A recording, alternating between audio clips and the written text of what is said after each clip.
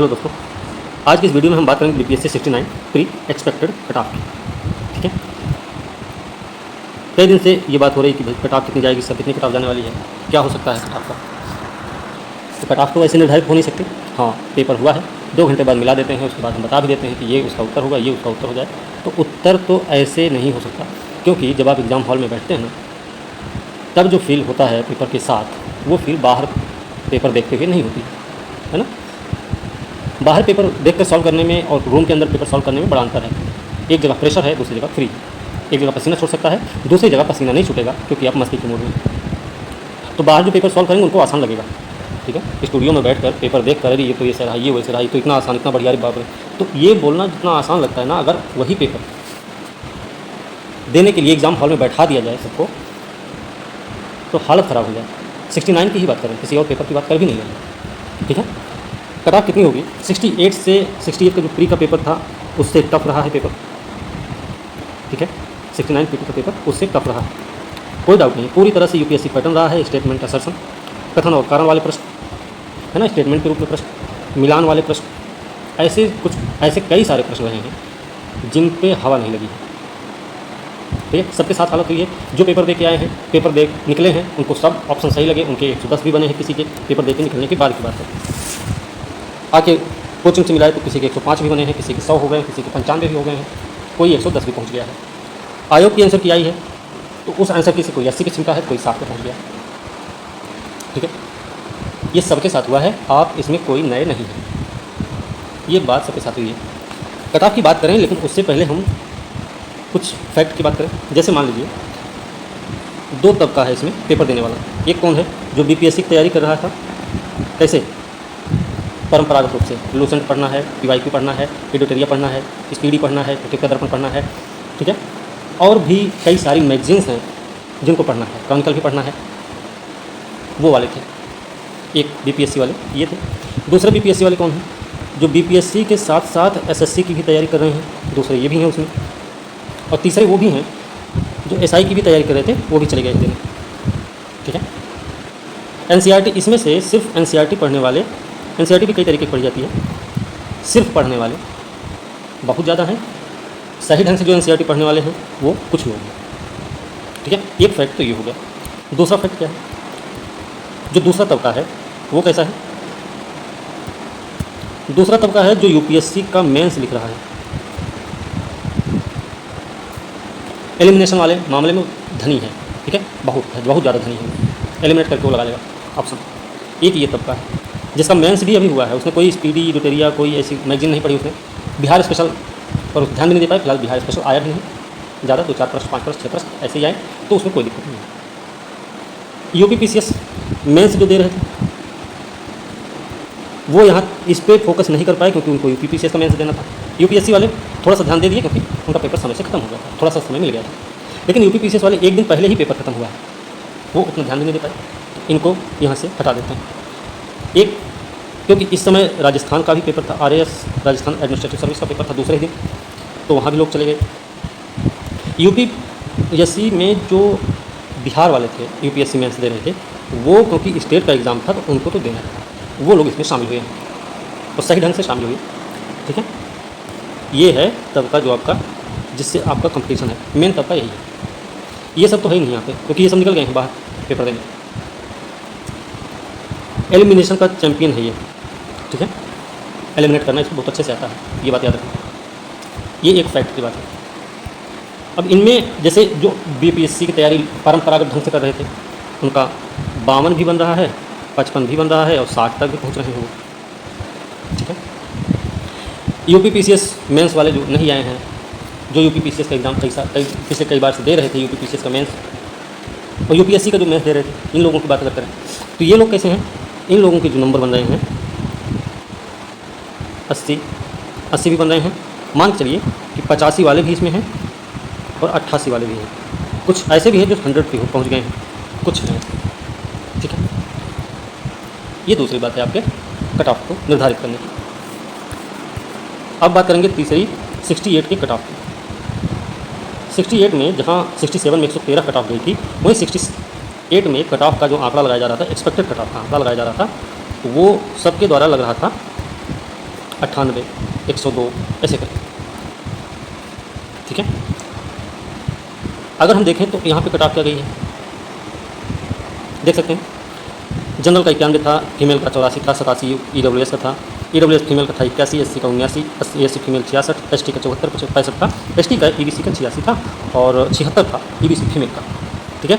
और जब पिछली बार हम कट ऑफ बताए थे जो, वो ये कट ऑफ बताए थे, जनरल का बता दिए थे 90 से 94 के बीच, ठीक है।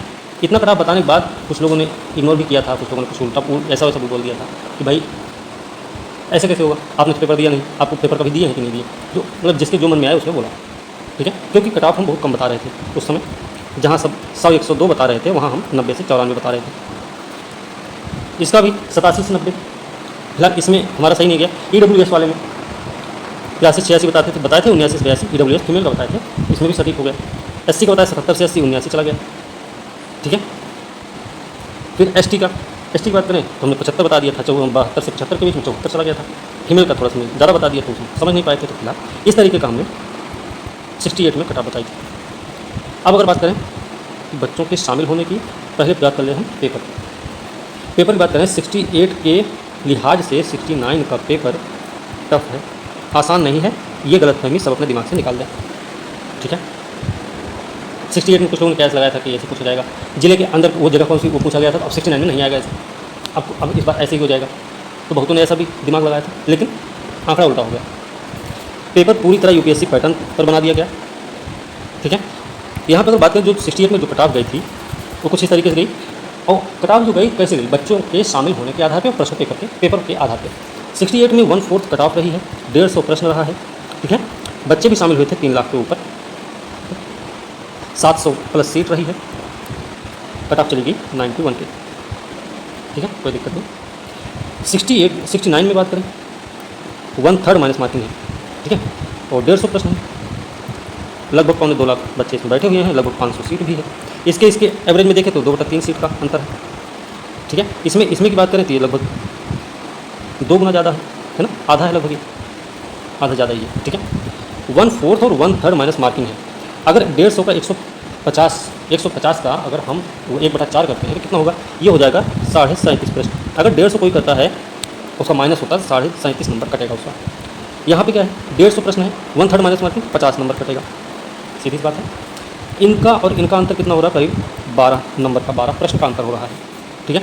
पेपर के लेवल की बात करें तो उसमें कोई अंतर नहीं, अंतर सिर्फ ये होगा कि 69 ही ज़्यादा टफ माना जाएगा, ठीक है। स्टेटमेंट एसेशन जो कथन कारण वाले प्रश्न रहे हैं, स्टेटमेंट के रूप में ही प्रश्न आए की बात, तो फैक्ट की बात ही नहीं कोई कर सकता।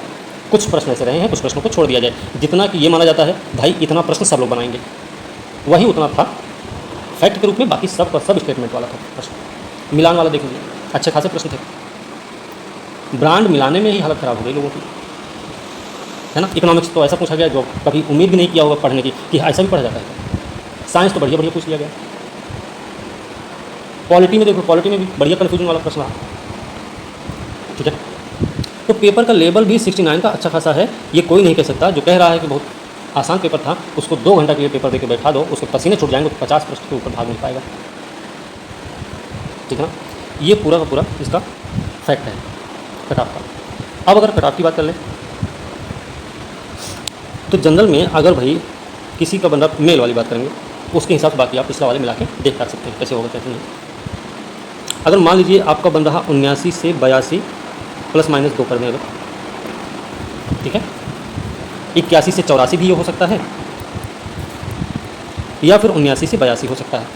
अगर इतना प्रश्न जनरल कैटेगरी लड़कों का बन रहा है तो वो अपने मेंस की तैयारी अच्छे से कर सकते हैं, ठीक है। EWS सॉरी जो जनरल फीमेल हैं उनकी अगर बात करें तो इसी में से 6-7 नंबर कम कर देंगे। उसी तरह EWS का मेल का, इसी EWS फीमेल का, इसी तरीके से कट ऑफ कम करते निकल जाएंगे, ओके।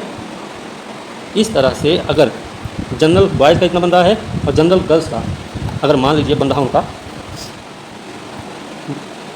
71 से 74 के बीच में या फिर 70 से 73 के बीच में बात करेंगे, ठीक है, 71 से 74 की बात करें अगर इतना बंदा है जनरल का वो अपने मेंस में लग जाए, ठीक है। अब इसका फ़ायदा क्या होगा, देखिए ऐसा तो है नहीं कि कट ऑफ हम ही निर्धारित करने वाले, ये तो काम आयोग का है भाई, हम तो कौन होते हैं, ठीक है। सारा काम आयोग अपने हिसाब से करेगा, ठीक है। हम एक एक्सपेक्टेड बता रहे हैं, एक आंकड़ा बता रहे हैं बस। इस आंकड़े में मान लीजिए आपका अभी बन रहा है 84 प्रश्न, किसी का बन रहा फीमेल 79 प्रश्न, किसी का बन रहा 75 प्रश्न।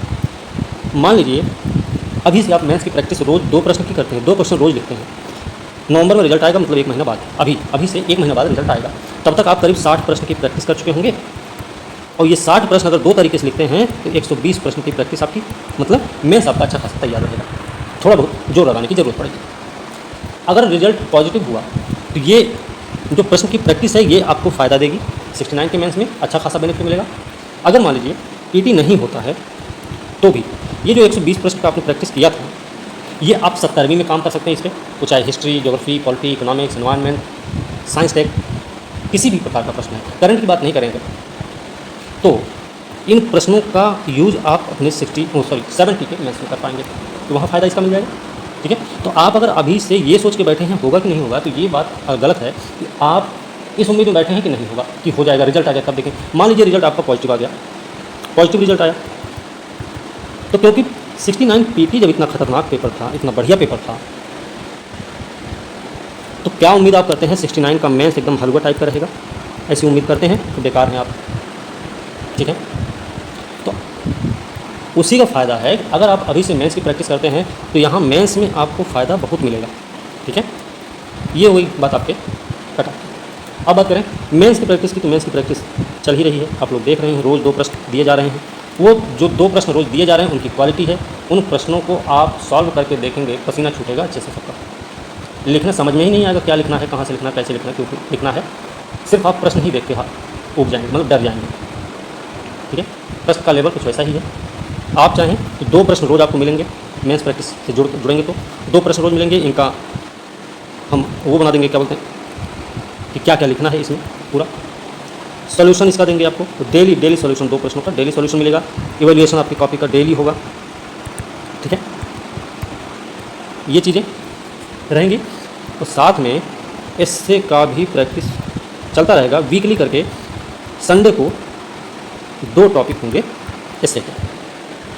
ठीक है, फीस की बात करें, फीस बहुत ज़्यादा नहीं रखते हैं, तो 1099 रुपये मात्र है। इतने में आपका पूरा 69 मेंस तक का रहेगा, जब तक आपका एग्ज़ाम नहीं रहेगा।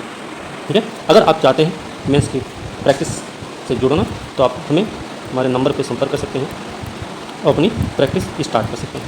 ठीक है, ये फैक्ट जो अभी बताए हैं कट ऑफ से संबंधित, एक्सपेक्टेड कट ऑफ से संबंधित, उसमें कोई दिक्कत नहीं होगी। ओके, और मेंस में अभी से प्रैक्टिस जो करेंगे उनको फ़ायदा मिलेगा, डेली का आपका रूटीन बन जाएगा, आप फ्लो में आ जाएंगे पूरी तरह से। तो ये सारे फ़ायदे हैं। फिलहाल आज के लिए बस इतना ही। अगली वीडियो के साथ मिलते हैं, तब तक के लिए धन्यवाद।